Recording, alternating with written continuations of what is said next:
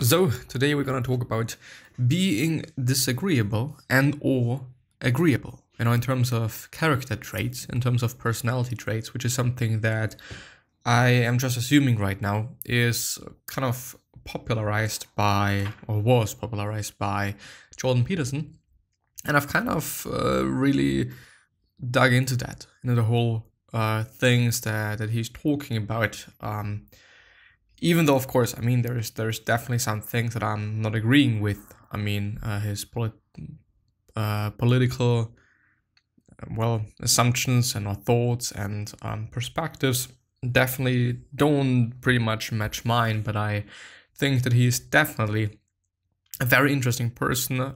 Also, considering his verbal skills, like, it is amazing, and I think that it really got me into a place where I believe that being able to express yourself in a really good way, in a way that people can understand you, is one of the most important things there is, because yeah, it just is, I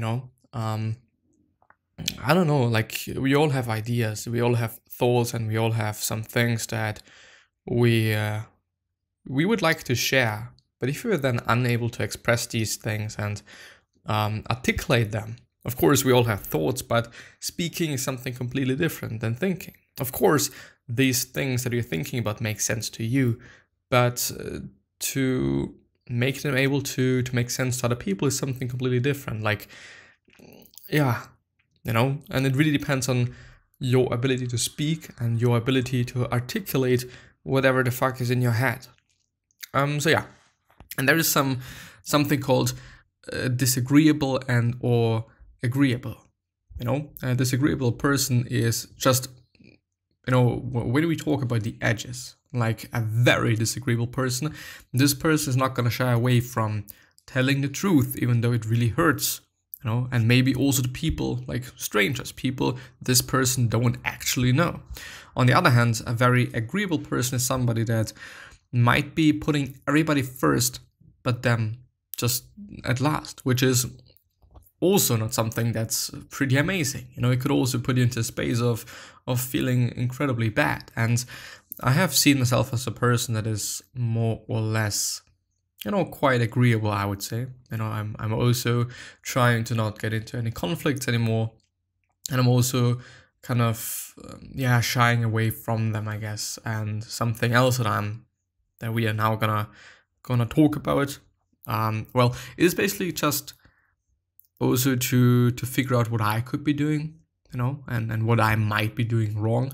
But so yeah, this is from the subreddit, from the Jordan Peterson subreddit. Apparently there is one, and maybe afterwards, since I don't necessarily think that it's gonna take so much time, we're always gonna go through the subreddit per se. But yeah, suggestions on how to be more disagreeable.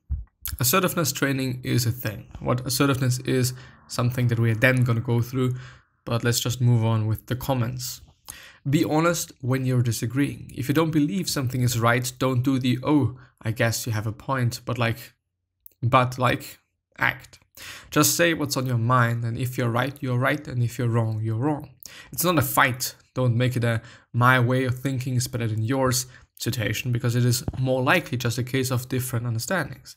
You can't joke around while disagreeing and still have lost nothing in a relationship with someone. And I do want to add something there. I guess that what you're saying and how you're saying it are two completely different things, and all equally important. Since, okay, you can disagree, but I can really be an asshole about it. You can really be a fucking asshole about that and be like, whoa, you're so wrong and I'm so right, and or vice versa, or whatnot. I don't know, but yeah, it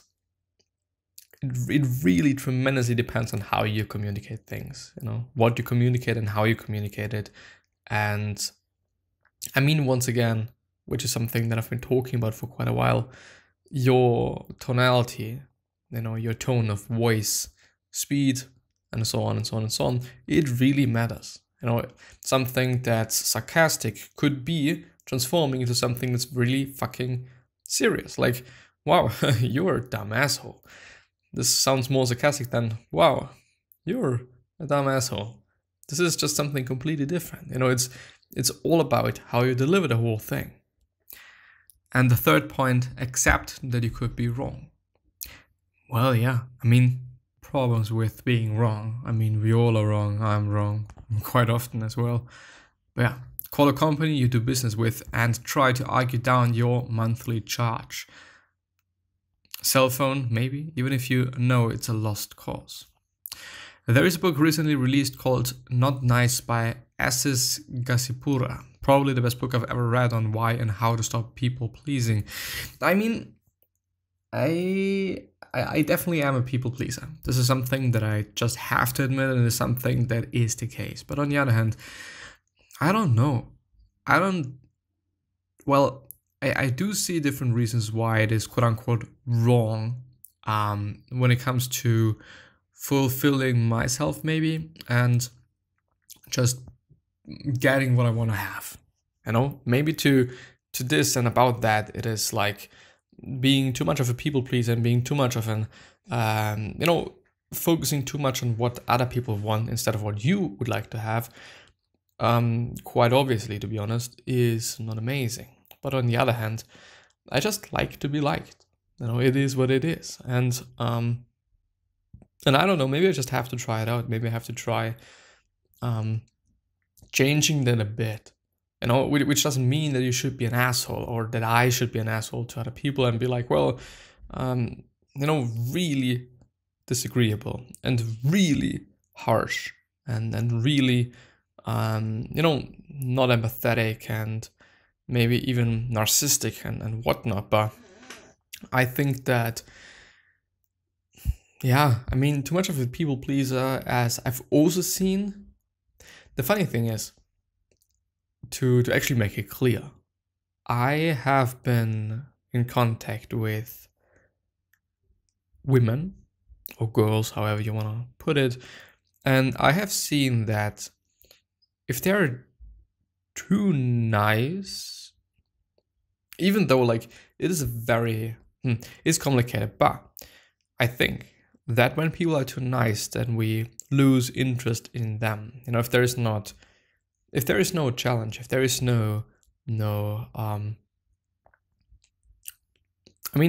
if the whole thing is too secure, if you think like, okay, I can have this person, I can have this girl, I can get her very easily, and you also do so, and in the end it is also the case, then I think that the whole pursue and I think that one loses interest in this person more quickly because of that. But if it is like a process, if it is a journey, if it is a long time, if it takes a long time, then it is something different. And I've seen it in myself. Like if I felt that everything is secure and then everything is easily done and whatnot, then things weren't that interesting. And when I've noticed that it actually is not the case, it's not that secure, I've really felt like maybe losing something, and people don't like losing things. It is something that's, well, biologically or historically, I don't want to say proven, but it is just the case. I mean, losing things hurts. Losing hurts more than gaining is pleasurous. And I believe that it is the same thing. I believe that, quote unquote, losing a person or losing the security of knowing that this person can easily be attained, I guess. I mean, I'm objectifying things and I don't like that, but you know what I mean. And so I think it's the same case for being too much of a people pleaser. Like, I don't know. Like, yeah, I think it is kind of the same thing, even if it is not about some love relationship thing, even if maybe, it's a very difficult topic, but I think that I have to try it out. I think that I have to try out maybe just, not necessarily speaking the truth, because this could also really backfire, because who the fuck gives a shit? You know? If you really want to speak your truth, then it should also kind of match the whole situation, I think, you know? You could also overdo it very easily with that, I believe. Speak the truth and don't back down if you have a solid foundation for the position you put forth, even if that position is unpopular, and even if unpopular with those of higher status or regard. Do this with respect and manner, and people will respect you all the more. Well, I think this is actually a pretty good point. I mean, he or she also underlines that it is important that you keep an eye on your manners and that you keep an eye on being respectful. And of course, you shouldn't disrespect people, which also comes down to the language that you're using. You know, not only the tonality, but also the language.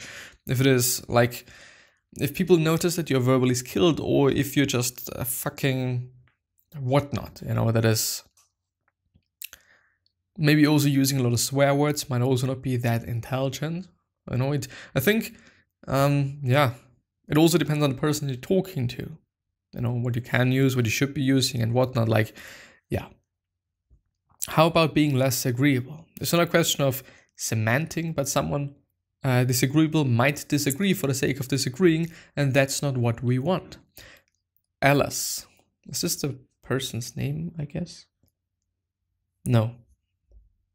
If you, like me, are too agreeable to a fault, try to be less agreeable. When asked to do something, just say no. It's not disagreeing. Don't volunteer, and at times just saying nothing is sufficient to not agree to something.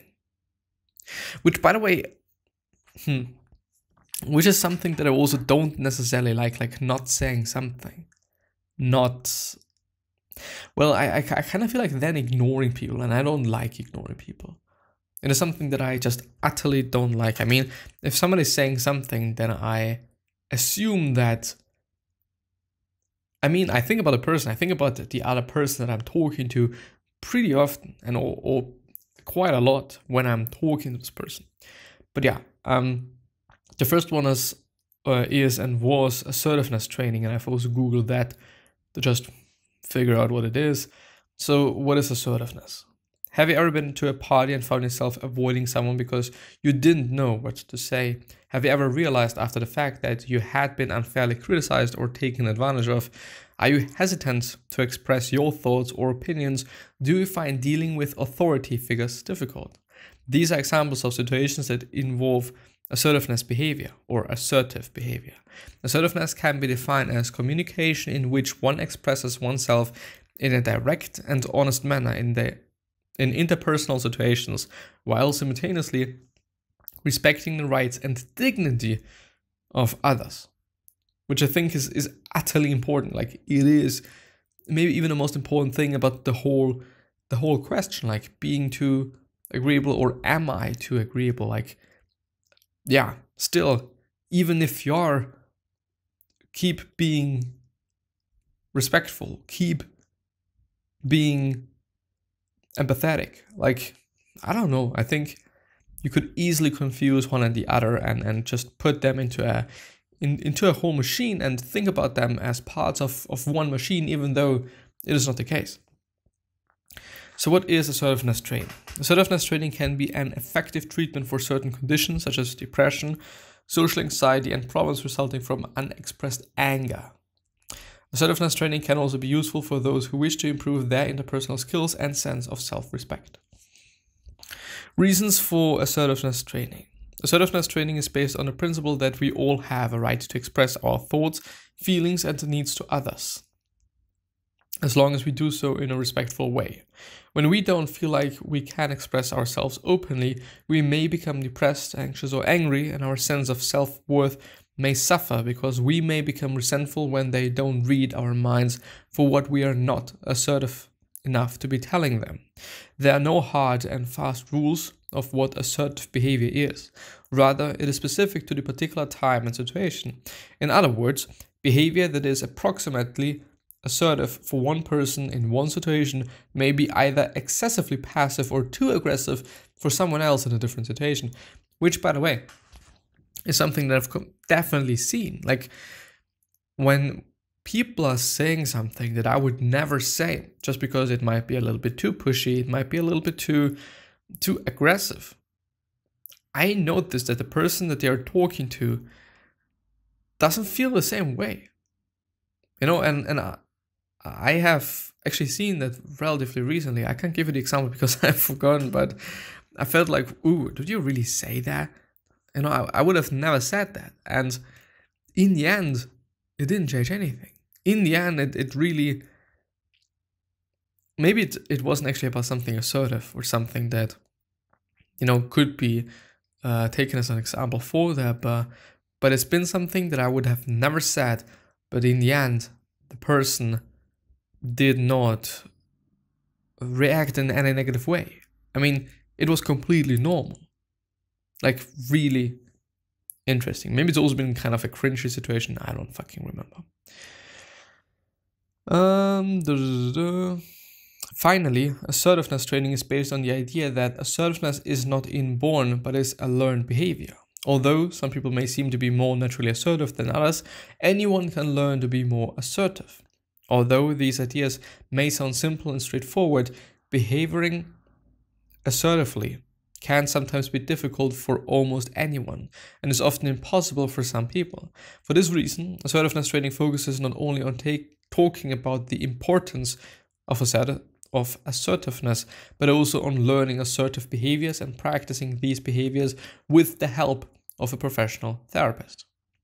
So what is the difference between assertiveness and aggression, which I believe is very important? There's actually a second page. I didn't notice that, but it's amazing. People sometimes confuse assertiveness with aggression, believing that assertiveness training might make them pushy or inconsiderate of others. In fact, assertiveness can be thought of as a middle point between passivity and aggression.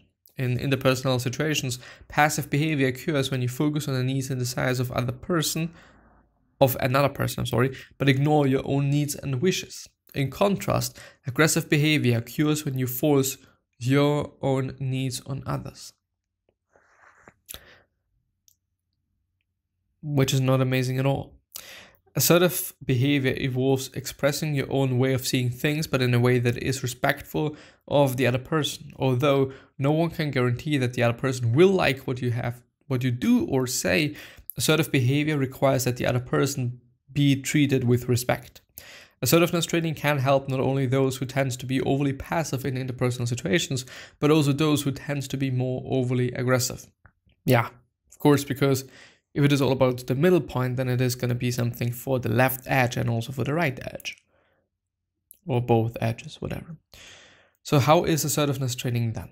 Therapists help clients figure out which interpersonal situations are problems for them and which behaviors needs the most attention. In addition, therapists help to identify beliefs and attitudes the clients may have developed that lead them to become too passive. Therapists take into account the client's particular cultural context in this process, which I think is very important. Therapists may use a combination of interviews, tests, or role-playing exercises as part of this assessment. Therapists help clients understand what assertiveness is and how behaving assertively may be helpful. Inaccurate or unproductive attitudes and beliefs about assertiveness are discussed. Once clients understand the importance of assertive behavior for their situation, therapists help them develop more assertive behaviors. For example, using a technique called behavioral rehearsal. A specific situation is described and then role played by the client and therapist. Initially, the therapist may play the role of the client and model assertive behavior.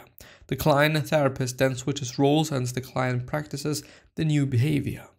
The therapist gives supportive, honest feedback after each role play exercise in order to help the client improve his or her skills.